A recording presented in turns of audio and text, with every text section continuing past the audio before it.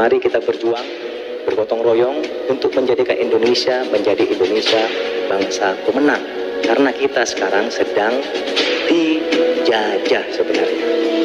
Kita sekarang sedang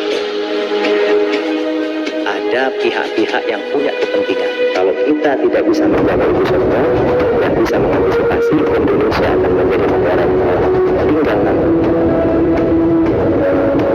Dan akhirnya NKRI harus harga mati. Itu tidak boleh kita lakukan.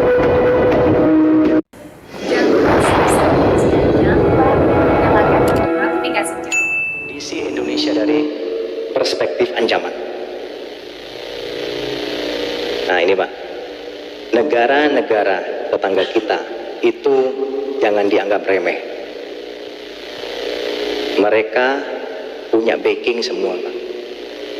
Indonesia dari dulu kita menamakan diri sebagai negara non-blok, tidak memihak kanan kiri. Jadi kita kalau diserang oleh negara lain, kalau kita gak kuat, tinggal nama. Tapi negara tetangga kita seperti Selandia Baru, Australia, Singapura, Malaysia, Inggris ini membentuk yang namanya FPDA, Five Power Defense Agreement. Jadi organisasi ini adalah organisasi persemakmuran Inggris Raya. Kalau Malaysia misalnya diserang oleh negara lain, maka 5 negara ini juga akan membantu. Kalau Singapura perang sama kita Pak, bukan hanya Singapura yang menyerang kita, tapi 5 negara ini akan menyerang kita juga. Makanya mereka bergaya Pak, gak takut. Malaysia sudah mencaplok Cipadan Likitan, kalah kita. Nah ini di belakangnya banyak nih, ada Selandia Baru, ada Australia, ada Inggris, kalah. Cipadan Likitan lepas ke Malaysia. Ini Pak, Cipadan, Likitan, Blok Ambalat, ini Malaysia. Singapura yang negaranya kecil, ya, sebesar kota Malang, dia berani-beraninya Pak melaksanakan reklamasi pantai ke arah kita.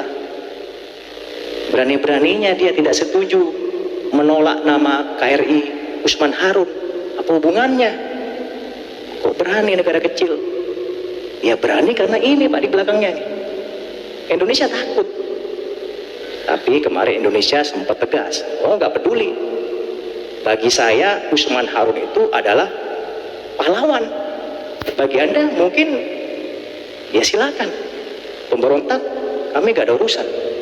Tapi bagi kami Usman Harun adalah pahlawan. Nah itu hebat, berani kita. Kayaknya tetap mereka tidak ngungkit-ngungkit lagi. Nah ini Pak, ini salah satu bukti negara kecil kok berani gitu loh ke Indonesia. Ya, kurang ajar gak kira-kira? Lama dia. Lawan Malang aja Arema gak berani. Ya. Lawan Indonesia ya, kurang ajar. Australia, nah, menyadap pejabat tinggi kita, disadap. SBY, ya, bayangkan. Ini negara tetangga kita, jangan dianggap remeh. Ini bisa berbahaya bagi kita. Ini skenario Pak.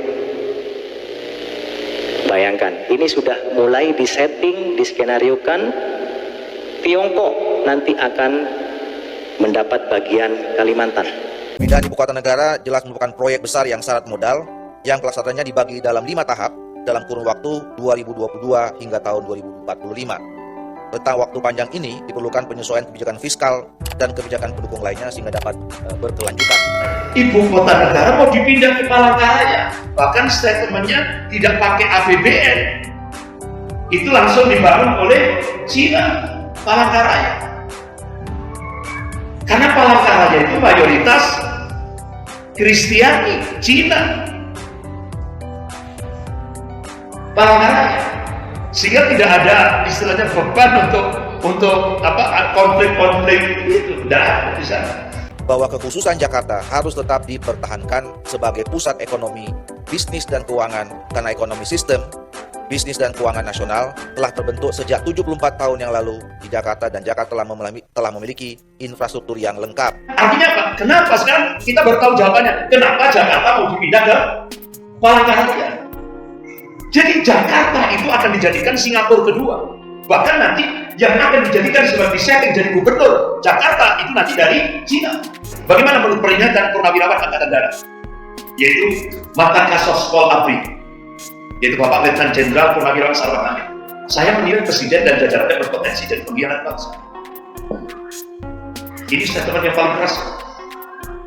Karena beliau orang Sospol, beliau Kasospol ABRI waktu itu. Bagaimana peringatan ulama? Habib Muhammad Rizik Syihab 2016 sudah mengingatkan, awas, hati-hati Indonesia tidak menutup kemungkinan seperti Tibet. Ya, hampir mirip. Strateginya hampir mirip.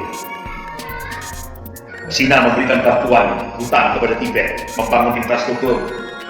Datangnya guru-guru yang didatangkan tentara merah. Akhirnya tokoh spiritual Tibet, Dalai Lama, ditangkap, diusir.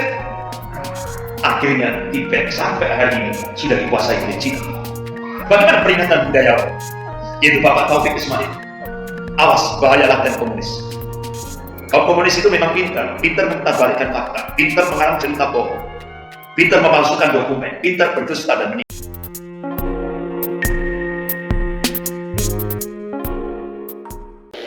FPDA, Australia semua tadi itu, Inggris, Malaysia,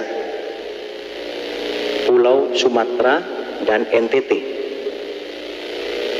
Pulau apa ini Pak? Sulawesi itu nanti ISIS Pak. Kemudian ini yang paling kaya raya ini punyanya Amerika Pak. Nah, ini bayangkan Pak, kita sudah dibagi-bagi seperti itu. Makanya Panglima TNI Pak paling getol sekali. Beliau menyampaikan masalah wawasan kebangsaan. Kalau negara kita, masyarakat kita tidak kuat Pak, seperti sekarang ini mudah dihasut, diprovokasi, diadu domba, mereka akan Awas umat Islam diadu domba. Yang satu disiapkan sekian triliun, tidak mau, nolak. Siapa ulama yang nolak itu? Habib Muhammad Rizik Syihab. Sudah disiapkan sekian triliun, tidak mau ya. Akhirnya apa yang terjadi? FPI dibenturkan dengan GNPI. Strategi ini sudah terjadi. Kalau habis itu bentrokkan mereka dengan agama lain. Ini sudah dilakukan di Bali. Ustaz Abdul Somad dengan parisan Hindu. Itu. Susupi dan rusak dari dalam. Susupi dan rusak dari dalam. Buat satu sama lain curiga dan tidak percaya. Sudah. Disusupkan Abu Janda, Denny Sirga, Adi Armando, dan beberapa penyusup-penyusup yang lain. Ini operasi intelijen.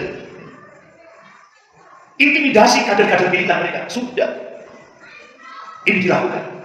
Kriminalisasi ulama-ulama mereka dengan berbagai cara. Sudah dilakukan.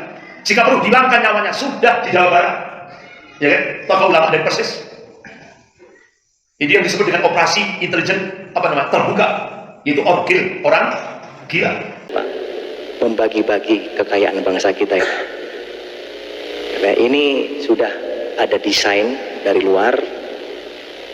Yang jelas biar Bapak semua mengetahui. Ini mungkin orang nggak percaya. Silakan nggak percaya nggak apa-apa. Tapi ini sudah melalui berbagai data, fakta, informasi yang akurat. Tidak usah jauh-jauh Pak, Timur-Timur aja lepas. Apalagi yang sangat kaya. Banyak orang melirik Pak.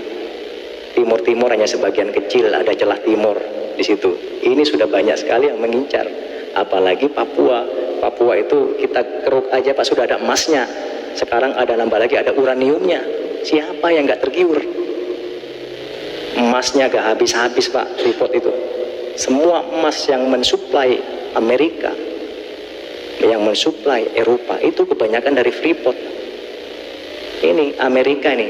Oke, janjian dia. Oke, Tiongkok ini kita bagi-bagi. Biar kita gak tukaran, saya Papua lah. Anda ya udahlah Kalimantan aja, lumayan tuh banyak ininya. Banyak ladangnya, banyak kebunnya. Kemudian FPDA, ya wis, Jawa nih belum nih. Nah, Jawa karena masih kuat orangnya. Jawa masih belum berani dia, tapi sudah ada Pak. Mungkin Jawa nanti jadi negara sendiri mungkin. Mereka diambil oleh Amerika. Karena kan Jawa ya mungkin negara Jawa nanti. Tapi kita Pak, kita harus berdoa semua agar supaya ini tidak terjadi. Bagaimana caranya Pak? Kalau nggak kita antisipasi, kita tinggal nunggu bom waktu aja Pak. Ya, di end habis sudah tinggal nama seperti Sriwijaya dan Majapahit. Saya tanya Pak di sini, apakah Bapak menjamin 10-20 tahun ke depan Indonesia masih utuh? Menjamin nggak? Nggak ada yang menjamin Pak. Apakah NKRI masih utuh? Nggak ada yang menjamin. Uang Timur lepas, sudah bukan NKRI lagi, itu kurang satu udah. Nanti lepas semua tinggal negara Jawa. Ya udah, kita aja di sinilah. Ya kan? Ini Pak, kalau gak diantisipasi dengan baik, bisa terjadi Pak. Tidak ada yang tidak mungkin. Seperti dulu waktu masyarakat zaman Sriwijaya maupun zamannya Majapahit, oh gak mungkin Majapahit lepas hancur, kita kuat kok. Negara asing gak mungkin berani ke sini. Kita punya pasukan, bala tentara yang sangat hebat. Gak ada yang menyangka. Tapi negara asing lebih pintar Pak, diadu domba, diprovokasi, hancur dengan sendirinya. Sama, kita sekarang dalam proses seperti itu Pak. Kita diadu domba, kita dihasut, kita diprovokasi, di media sosial dibikin informasi yang ngarang-ngarang. Akhirnya kita terhasut, kita marah, berantem, mereka senang Pak. TNI Polri berantem, wah senang mereka. Wah, TNI-nya udah mulai sama polisi sudah berantem nih, wah senang. Wah, umat Islamnya ini sudah mulai berantem nih, wah bagus, senang. Oleh karena itu, Bung Karno pernah mengatakan Pak, perjuanganku lebih mudah karena mengusir penjajah, tapi perjuanganmu akan lebih sulit karena melawan bangsamu sendiri. Berbicara masalah PKI Pak ya, saya sudah menyampaikan tadi, itu semua ada invisible hands, ada desain dari luar ya. Cuman yang saya sampaikan tadi adalah dampaknya Pak. Artinya Indonesia ini ke depan itu akan dibagi-bagi Pak oleh negara yang punya kepentingan. PKI itu salah satu dari proxy war mereka. Ya Pak ya. Tadi saya bilang tadi di sana ada Tiongkok kan, Cina. Mengambil apa tadi Pak? Apa? Kalimantan. Nah, ya disitulah mereka Pak menyebarkan proxy war-nya menggunakan invisible hand-nya. Salah satunya ya PKI tadi. Jadi itu merupakan desain yang kalau kita berpikir itu belum sampai pikiran kita Pak. PKI itu sengaja memang sekarang gambirkan lagi. Tujuannya apa? Yang tadi itu. Tiongkok punya kepentingan kepada bangsa Indonesia. Salah satunya biar bangsa kita semakin carut marut, dimasukkanlah isu PKI. Dibuatlah PKI akan tumbuh lagi. Memang akan tumbuh betul. Kenapa? Kita tidak boleh memungkiri Pak, orang-orang yang berjiwa komunis itu sudah masuk ke kalangan kita, masuk di pemerintahan, di DPRD ya, bahkan di ulama, mungkin juga di TNI Polri sudah ada Pak. Cuman kita gak usah lah, ini kan saudara kita semua. Yang saya bahas tadi itu adalah orang-orang pihak luar yang punya kepentingan. Mereka menggunakan bangsa kita sendiri Pak. Kasihan, kita menjadi korban. Jadi kita komunis ini menggunakan orang-orang Indonesia sendiri untuk masuk ke berbagai kalangan. Tujuannya apa? Misalnya dia masuk di pemerintahan, misalnya dia masuk di DPRD, sudah ada deal-deal. Nanti kalau Anda menjadi anggota dewan, kalau Anda menjadi pejabat Pemkot, tolong buat kebijakan yang menguntungkan saya. Nah, itu sudah deal-dealnya Pak. Ya mungkin Bapak lebih tahu lah, gak usah saya bahas lebih lanjut, nanti tidak elok. Ya, itu sudah ada deal-dealnya. Jadi sengaja menggunakan pihak-pihak orang kita sendiri. Memang itu sudah ada Pak, tapi semua itu desain yang lebih besar yang saya lihat tadi, itu ada dari negara-negara yang punya kepentingan. Saya kira itu Pak ya. Jangan lupa subscribe